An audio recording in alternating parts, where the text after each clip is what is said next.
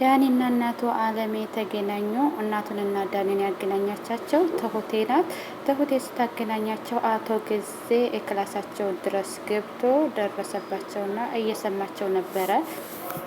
አፈጠጠባቸው። አቶ ጊዜ ቤት የምልስ እንዳትመጣ አለው ዳኒን። እንደዚሁም ደግሞ ቤቲ የትሁትን ቁልፍ ሰርቃ ለአቶ ጊዜ ሰጠችው። አቶ ጊዜ ዳኒን ቤት እየመጣ አትረብሸኝ ራስን ቻል ሲለው አቶ ዳኒም እሺ ራስን መቻል አቅቶኝ አይደለም ብለው ተበጣበጠ። ቤተሰብ ውድና የተከበራችሁ የብርሃን ሚዲያ ዩቲዩብ ተከታታዮች በሙሉ ቪዲዮውን ላይክ ሸር እያደረጋችሁ እንደዚሁም ዩቲዩብ ቻናሉን ሰብስክራይብ እያደረጋችሁ አበረታቱኝ። ቤቲና ጊዜ አለቀላቸው። እናቴ መቃብር ቦታ ሄደው አለቅሳለሁ። እናቴ ብቻ ናት የምትረዳኝ ምን ብላ ትላለች። አበቃ ነገሩ እያለች ስትጨነቅ ቤቲ ለትሁት አዘነች። መስላ ምን ይመስላል ከጠየቀች በኋላ ምን አዲስ አለ ስትላት ናቲ መጥቶ ነበረ እና የት ሄደ ስትላት መቃብር ቦታ ሄዷ ትላታለች። ትሁትን ቤትም መጣሁ ብላ ትሄዳለች። እንደውም ትሁቴ አለቀልን እያለች ነው።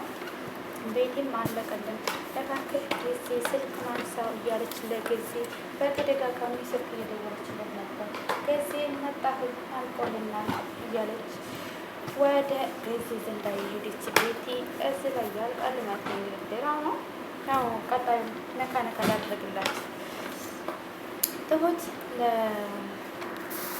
ለአለሜ ስትል ብዙ ነገሮችን እያደረገች ነው።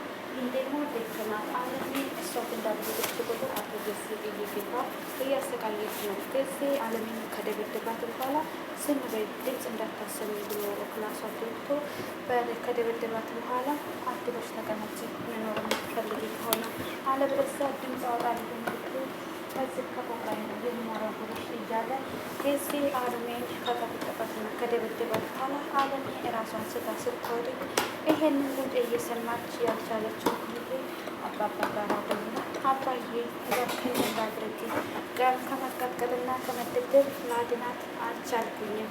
ምንም እንደማደርግ ግራ ገብቶኛል።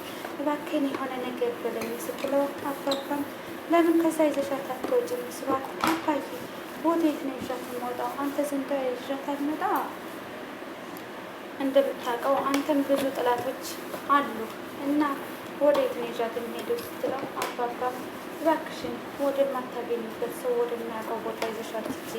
እንዴት አድርጋለሁ? የት ነው ሰው የማይገኝበት ቦታ የት ነው ስትለው ትሁቴም አባዬ በቃ ድክም ብሎኛል እኔ ምንም ያደርግላት አልቻልኩኝም ትላለች። በዚህ ምንም ባለማድረጓ የተነሳ ትሁቴ ተስፋ ቆርጣ ከእነ አቶ ጊዜ ቤት ለመውጣት ቆርጣ ወስናለች። ብትሩ የወጣባት ብትሩ የበዛባት አለሜን ትሁቴ እንደት ነሽ ደህና መጣሽ እንዴት ከተባባሉ በኋላ አለሜ ምን ሆነሽ ነው ስትላት መጥቶ ነበረ ብላ ስትላት ከደበደበኝ በኋላ ነው የሄደው ትላለች። አለሜ ትሁቴን አለሜ ትሁቴ እባክሽ አንድ ነገር ላስቸግርሽ ስትላት ትሁትም እሺ ከቻልኩት ምን ችግር አለው አሁን ይሻለኝ ስትላት እባክሽን መልሰሽ ነው ዘንድ አትምጪ እባክሽን ዘንድ አትምጪ ስትላት አለሜ እኔ እኮ ለማዳን እየሞከርኩኝ ነው አንቺን ያለው ስትላት እባክሽን አንቺ በመጣሽ ቁጥር ብትሩ እየበዛብኝ ነው ከልጄ ጎን መሆን ብፈልግም ግን ደግሞ ችግርብኝ እንዴት ከስጎን እንድተኛ አልፈልግም እያለች ነው። ናቲ በጎን እናቴ የሞተችው አባቴ ገሏት ነው እንጂ ሞት አይደለም እያለ ራሱን ጥያቄ እየጠየቀ ነው በተደጋጋሚ። ናቲ አባቱ ቢሮ ድረስ ሄዶ እናቴ በምንድን ነው የሞተችው? ምኗን አሟት ነበረ የሞተችው ሲለው አቶ ጊዜም ተደናብሮ እሱ አሟት ነበረ። ምንድን ነው ያመናት? ከባድ ነበረ በሽታ። ምንድን ነው በሽታዋ? ምን አሟት ነው የሞተችው ሲለው አቶ ጊዜ በቃ አሟት ነበረ እያለ ሲለው ይህንን ያክል ነው የእናቴ በሽታ ተረስቷል ማለት ነው። እናቴን ያመማትን በሽታ አታውቀውም ብሎ ሲለው ጊዜን ናቲ ጊዜም አቶ ጊዜም ተናዶ ውጣ ከቢሮ ብሎ ያባረረዋል። ለናቲ የሚለው ሲያጣ አለሜ እንዳልሞተች ያውቃል። በምን ምክንያት ሞተች ይበለው። ናቲም ይሄንን እንደዚህ ሲለው አቶ ጊዜ እንደዚህ ሲለው እናቴን ገለዋት ነው እያለ ተናዶ ወደ ቤት እየተመለሰ ሳለ ቤቲን ከመንገድ ላይ ሲያገኛት ቤቲ አንድ ጥያቄ ልጠይቅሽ ነበር ብሎ ሲላት ቤቲም ፈጠን በማለት ጥያቄ ልጠይቀኝ ነው ብላ ፈጠን ብላ ቤቲ እንደምናውቀው ናቲን ትወደዋለች። አቶ ቤዜን የቀረበችው ለንብረቱ ለሀብቱ ብላ እንጂ ወዳው እንዳልሆነ በተደጋጋሚ ለቶቤ ነግራታለች። ናቲ ስለ ገንዘብ ነው ስትለው አንቺ ቆይ ከገንዘብ ነገር የለሽም ምንድንሽ እንዳይነሽ እንዴ ከገንዘብ ውጭ ማታስቢው ሲላት እንሽ ምንድነው የምጠይቀኝ ነበር ስትለው ናቲም እናቴ ማናት ነበር የሞተችው እናንተማ ነበር የሞተችው ሲላት ቤትም በመደንገጥ አሁን ናቸው ምን ነበር ያምናት ብላ ደንግጣ ጥላው እየሮጠች ትሄዳለች። ናቲም ሁለቱም አንድ አይነት ነገር ሲሆነበት የእናቱን ህመም አልነግረው ሲሉ እናቴን ገለዋት ነው ብሎ እያለቀሰ ወደ ቤት ሲገባ ተውቴን እየተንጎራደደች ሳሎን ላይ ያገኛታል። ተውቴ እናቴ ገለዋት ነው እናቴን አለምን ገለዋት ነው ታማ አይደለም የሞተችው ሲላት ተውቴን በድንጋጤ ምን ትላለች። ተውቴ እንደዚህ ያለችበት ምክንያት አለም ስለምደነግጥ ስለሚባል በዚህ መስመር ገደሏት ስላ ነበረ።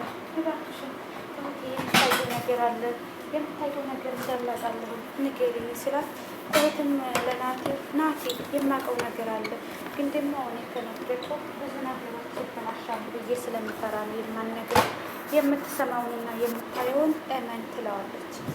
ናትን እሺ በቃ ብሎ አላስቸግርሽም ብሎ እናቱን ፍለጋ ጀምሯል። እናቱን ፍለጋ የጀመረው እንግዲህ ከአባቱ መኝታ ክፍል ነው።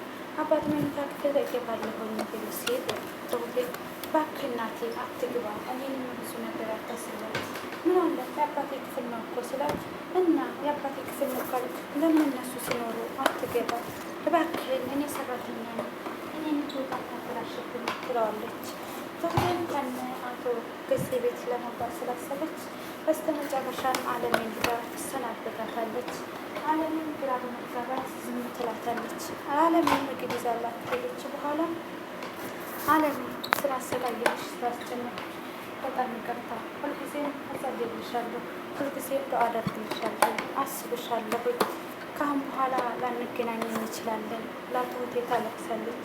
አለሜን ግራ በመጋባት ምን ሆነሽ ነው ስትለው ዝም ብላ ያቀረበችላት ምግብ ትበላለች። አለሜ ስላስረዋትኩሽ በጣም ይቅርታ ትላለች። ትሁቴ ይሄንን ጉድ የማያውቀው ናቲ እናቴ ቀብር ዘንዳ ሄጄ ሰው መውጋት በማለት ወደ እናቱ መቃብር ተባለበት ቦታ እየሄደ ሳለ ቤቲ ከትሁቴ ጋር ትመጣና ምን አዲስ ነገር አለ ብላ ስትጠይቃት ምንም አዲስ ነገር የለም ትላታለች።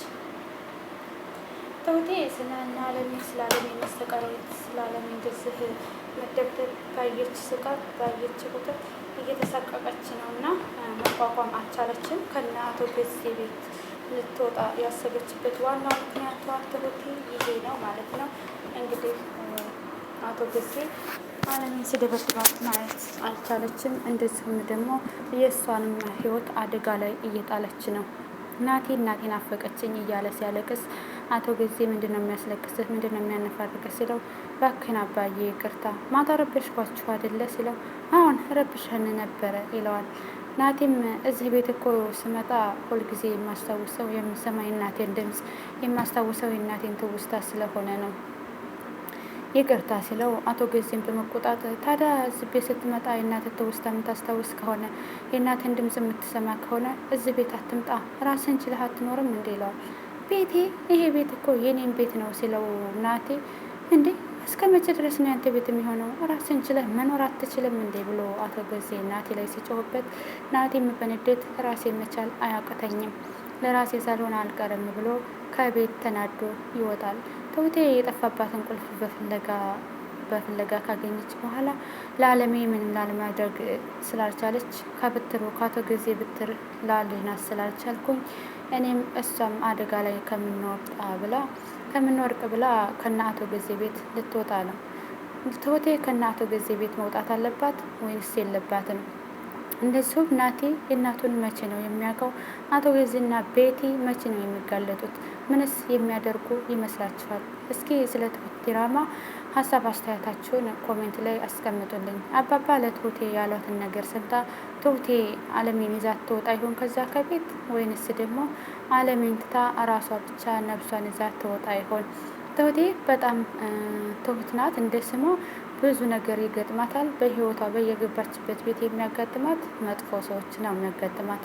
በፊት በቲና ስትሰቃይ ይኖራ ነበረ። አሁን ደግሞ በአቶ ገዜና በወይዘሮ ወይስ ወይዘሪት ቤቲ በምትባል ነቀርሳ ማለት ነው አለሜን አግተው ሲያሰቃዩት እያየች እሷም ጧት ማታ እየተሰቃየች ነው በአለሜ ስቃይ። አለሜን አድናለሁኝ ብላ እሷ ራሷን አደጋ ላይ ጥላ እየሰራች ያለችው ትሁቴ ምን ታደርግ ይመስላችኋል? እንደኔ ትሁቴ አለሜን ይዛት ትውጣ ብዬ ብልም ሁለቱም አደጋ ላይ የሚወርቁበት አጋጣሚ ሊፈጠር ይችላል። ወይ እውነታውን ለናቲ ትንገረው። ናቲ ደግሞ እውነታውን ካወቀ ከአባቱ ጋር ይጋጠማል። አለሜ መጨረሻዋ መጥፎ አሟሟት ይሆናል። አለሜን እንግዲህ ከዛ ከቤት በምን አይነት መልኩ እንደምትወጣ ሁላችንም ወደፊት እንጠብቃለን። ውድና የተከበራችሁ